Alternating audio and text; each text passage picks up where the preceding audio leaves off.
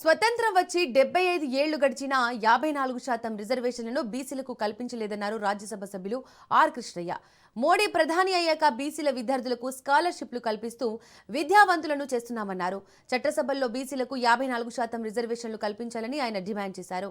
SC ST బీసీలకు కోర్టుల్లో, private సెక్టార్లలో reservation కల్పించాలన్నారు are Krishnaiah.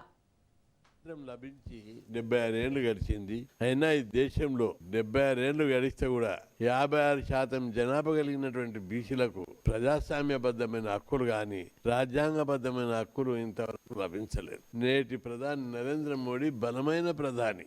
ఆయన హయాంలో అనేకమైన విప్లవాత్మకమైనటువంటి మార్పులు జరుగుతున్నాయి దేశంలో. ఈ దేశంలో గతంలో జరిగిన ఏ మార్పు కూడా ఇంత పకడ్బందీగా జరగలేదు. ప్రపంచం కూడా భారతదేశం వైపు తొంగి చూస్తున్నాడు. ఏంటిది, భారతదేశం ఒక అగ్రదేశంగా తయారవుతుందని. ఒకప్పుడు మన భారతదేశం బీద దేశాల సరసన ఉండే. ఒకప్పుడు ఎక్కడనో 150, 130 ర్యాంకు ఉన్న భారతదేశము ఈరోజు 4వ ర్యాంకుకి వచ్చింది. ఇది ఇంకా తొందర లోపల 3వ ర్యాంకు పోతుంది.